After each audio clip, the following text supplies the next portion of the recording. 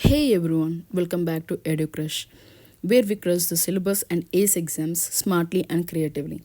Today we are unlocking Chapter 4 Key Elements of a Democratic Government. This chapter is not just theory, it's about how democracy truly works on the ground. So grab your pen and let's begin with the question. What really makes a government democratic? Everyone has one spoiler alert, that is, it's more than just voting once every 5 years. So in this video, we are going to cover EduCrush Magic, that is Dream with the help of code Dream. Next, what is democratic government? And we have elements. So element 1, people's participation. Element 2, resolution of conflict. Element 3, equality and justice. Element 4, government accountability.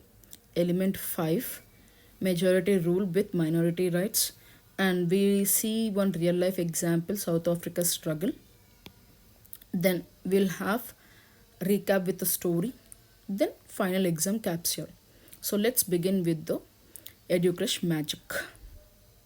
That is first one. So to remember the key elements of a democratic government, just remember this EduCrush code, that is DREAM, DREAM. So D stands for decision making participation, R stands for resolving conflicts, E stands for equality and justice, A stands for accountability of government, M stands for majority rule, minority rights. Simple, right? Now let's dive deeper. So, what is a democratic government? In a democracy, people participate in the functioning of the government. That means citizens are not just voters, they are also watchdogs, questioners, and change makers. So, democracy is equals to rule of the people, by the people, for the people. So, the trivia behind this is India is the world's largest democracy with over 90 crore registered votes. Yes, so let's start with the first element, that is people's participation. So, how do people participate in a democracy? By voting in elections, campaigning for issues, criticizing or questioning policies, joining protests or movements. Example, in 2005, villages in Tamil Nadu protested against the closure of a local school. The government finally reopened it, showing people power in action. So, participation isn't a one day activity on voting day, it's constant public engagement. Next, we deal with the second element, that is resolution of conflict. In a diverse country like India, caste conflicts, religious clashes, disputes over rivers like Kaveri between Karnataka and Tamil Nadu are common. But here's a democratic way: negotiation, peaceful protest, and judicial resolution. So let us understand with one case study. The Kaveri River water dispute has gone to the Supreme Court multiple times. Courts and interstate tribunals are used to resolve these complex issues democratically. Now, from exam point of view, one important question, that is the Kaveri dispute is primarily between which two states? Karnataka and Tamil Nadu. Next, we deal with the third element, that is equality and justice. In a democracy, all citizens are equal before law. No one can be discriminated against based on caste, religion, or gender. So, this we already studied in previous classes. So, today, laws like right to equality, that is Article 14, and Article 17, abolition of untouchability, protect people. So, now, EduCrush code E and J. E and J is equals to strength of D. Strength of D. E and J is equals to strength of D. That is equality and justice is equal to strength of democracy. Now let's understand with real life example, that is South Africa's struggle. Nelson Mandela's fight against apartheid is mentioned. Yes, what was apartheid? A racist policy that segregated people based on skin color. Nelson Mandela and the African National Congress used protests, international pressure, negotiation to finally achieve democracy in 1994. So fun fact, Mandela spent 27 years in prison fighting for equality. That's true democratic spirit, right? Yes. From exam point of view, in which year did South Africa become a democracy? In the year 1994. Next, move to the fourth element, that is government accountability. A real democracy means government is answerable to the people. Citizens can criticize, petition, and demand answers. So, NCERT notes that newspapers, debates, and public opinion help in holding the government accountable. Examples: RTI Act, that is Right to Information Act, Jan Lokpal Movement, social media awareness campaigns. From SSC, RRB, UPSC point of view, we need to make one note, that is RTI. RTI Act was passed in 2005, in the year 2005, to empower citizens to seek information from the government.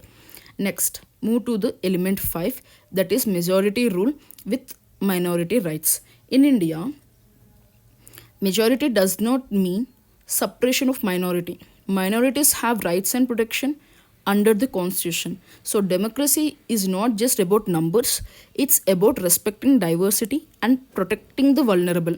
For example, Muslims, Christians, Sikhs, and others have cultural rights according to the Article 29 and 30.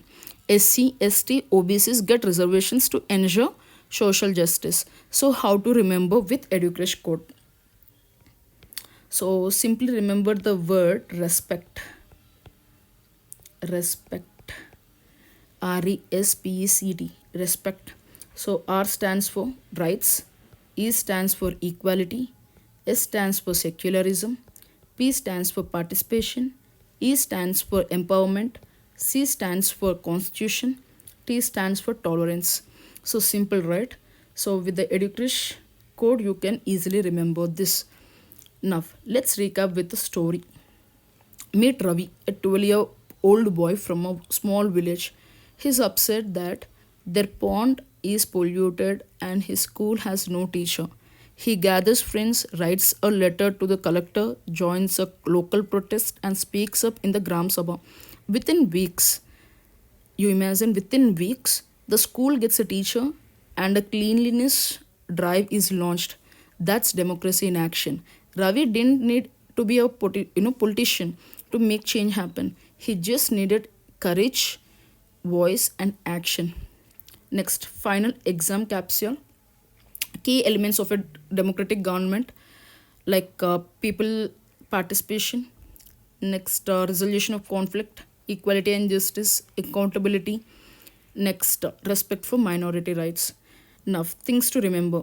So, Article 14, this we already discussed, but it's again important. Article 14, equality before law. Article 17, abolition of untouchability. Abolition of untouchability. Next, Article 29 and 30, rights of minorities.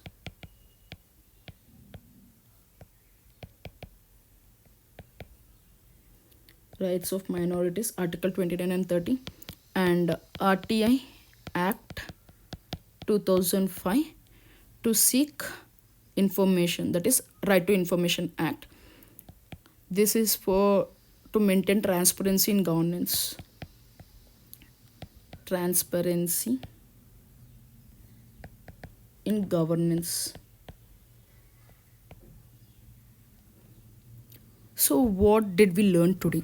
That democracy isn't just a word in books, it's a living force made by people, shaped by participation, and held strong by equality and justice. Let's not just live in a democracy, let's build one by speaking up, standing up, and showing up. Coming up next is chapter 5, that is Panchayati Raj, where we travel to rural India and discover how grassroots democracy works.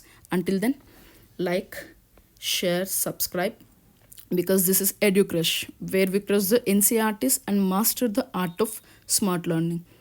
So, thank you. Bye bye.